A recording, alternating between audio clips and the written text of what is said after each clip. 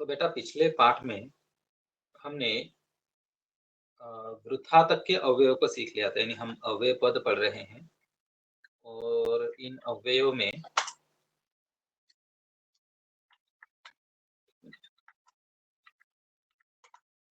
हम्म, तो ये जो वृथा है, वृथा तक हम आ चुके थे। आज हमें पढ़ने हैं शनैः और अपि, इन दोनों अवयवों को हम आज के इस पाठ में पढ़ने जा रहे हैं। तो चलिए मैं सिखाना शुरू कर देता हूँ।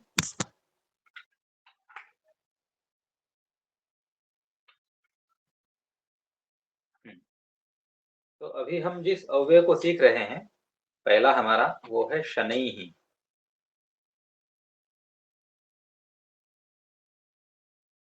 शनैः ये अव्यय है और इसका अर्थ बिल्कुल आसान है। इसका अर्थ है धीरे। अंग्रेजी में बताऊं तो स्लोली। मराठीमध्ये हळू।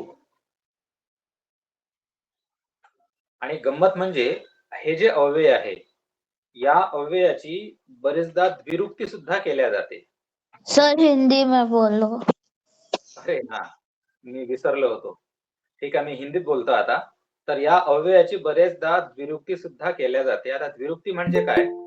एक मिनिट, कोणीतरी मीटिंग मध्ये आलंय। हा,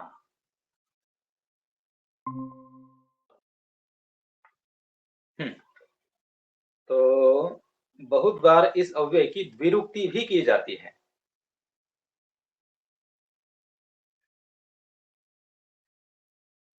अब द्विरुक्ति किसे कहते हैं? तो अव्यय का या फिर किसी भी शब्द का दो बार प्रयोग करना, यानी बहुत बार शनैः शनैः,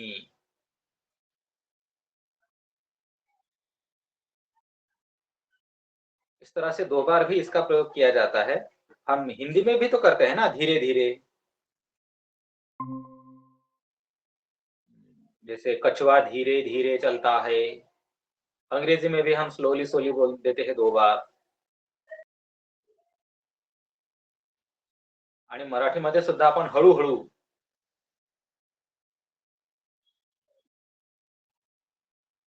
असं द्विरुक्तीने शब्दांचा प्रयोग करत असतो। तर शनैः या अव्ययाची शनैः इस अव्यय की द्विरुक्ति भी होती है और एक यानी एक बार भी उसका प्रयोग किया जाता है, दो बार भी कर सकते हैं। तो इसका अर्थ बिल्कुल साफ था, स्वच्छ था। अब हम इसके कुछ उदाहरण देखेंगे।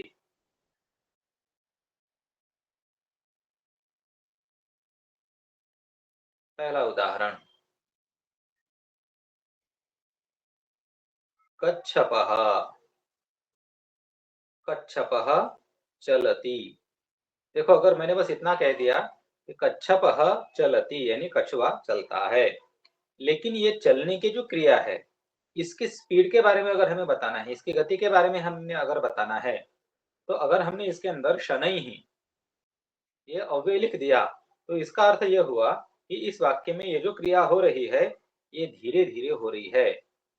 कच्छपः शनैः चलति। और द्विरुक्ति यदि हमने करने का निर्णय लिया, तो फिर ये शनैः शनैः ऐसा भी हो सकता है, शनैः शनैः यानी धीरे धीरे।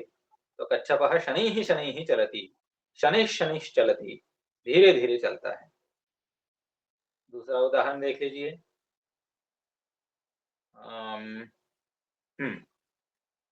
और क्या होता है धीरे धीरे? हाँ, वृक्षः। वृक्षः शनैः शनैः वर्धते। अब इसका क्या अर्थ है कि पेड़ धीरे धीरे बढ़ता है।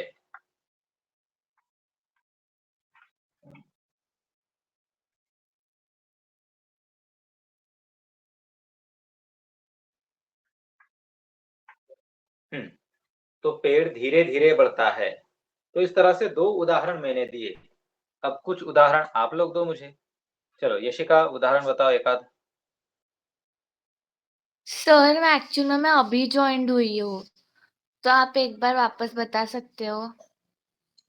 ठीक है। भूमि, तुम बताओ उदाहरण। बालकः शनैः शनैः बोलति। बोलती। देखो, तुमने कहा बालकः शनैः शनैः,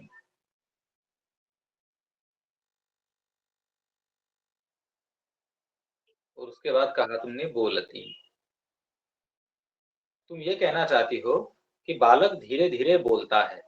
वैसे बोलती ये जो क्रियापद है ना, ये गलत प्रयोग हुआ। बोलने के लिए हमारे पास वदती क्रियापद है। ठीक, तो तुम्हें ये कहना चाहिए था बालकः शनैः शनैः वदति। ठीक है।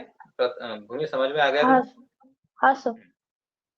तो किसी भी वाक्य में जो क्रिया चल रही है उसकी गति अगर धीरे हो रही है तो उस वाक्य में हम शनैः का प्रयोग कर सकते हैं। एक बार भी प्रयोग कर सकते हैं हम इसका। आ,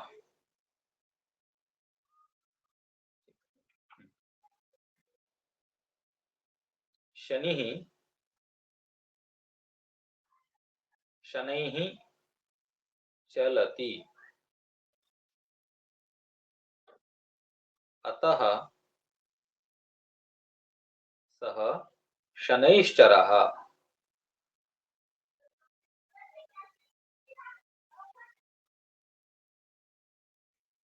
इति कथ्यते।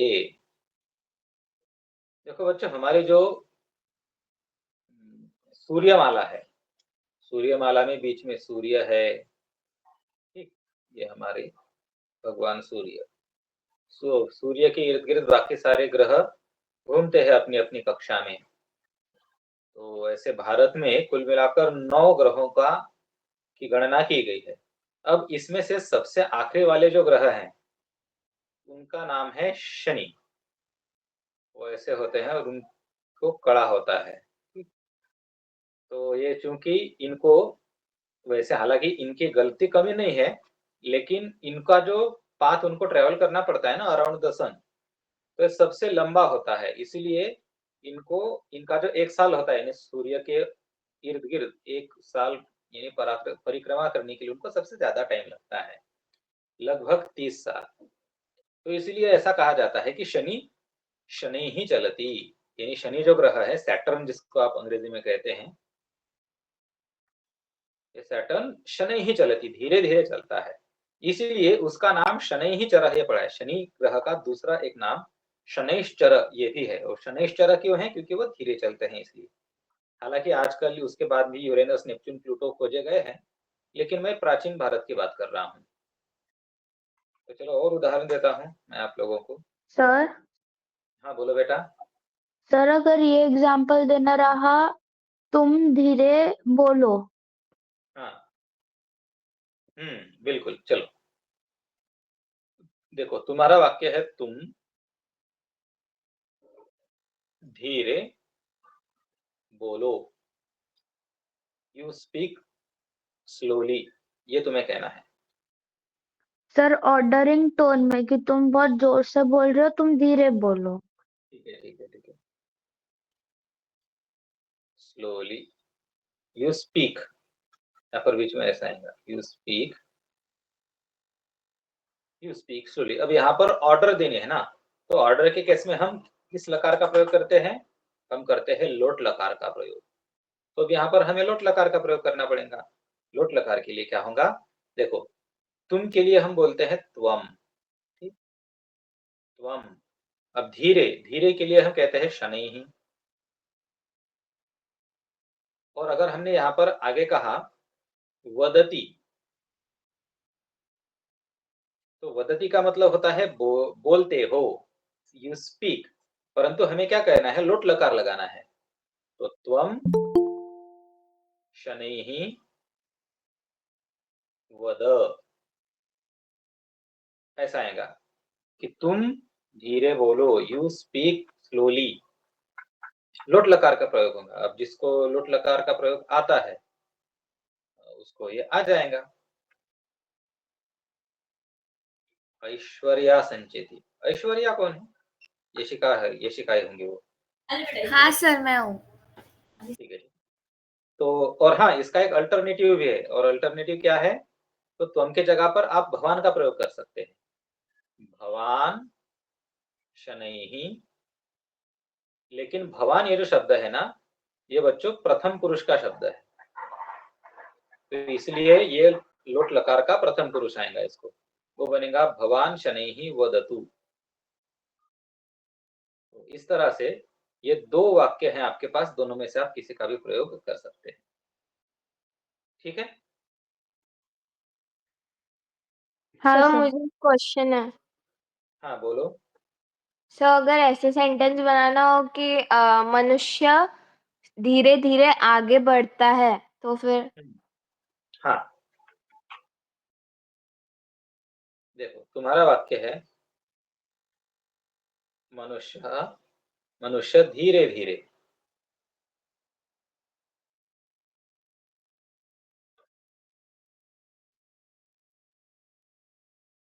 आगे बढ़ता है।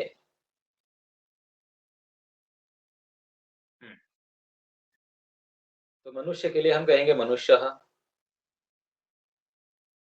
ठीक, तो हमारा मनुष्य हो गया। अब धीरे धीरे, धीरे धीरे के लिए स्लोली, शनैः शनैः।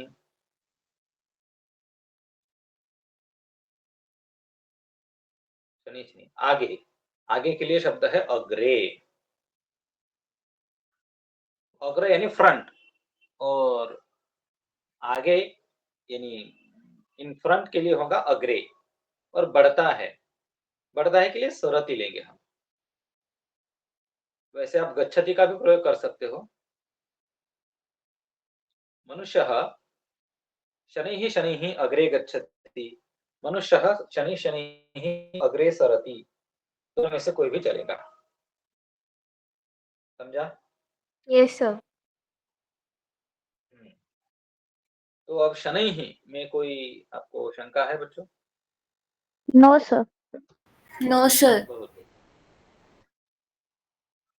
हाँ, तो चलो अब यहाँ पर ये हमारा शनैः हो गया है।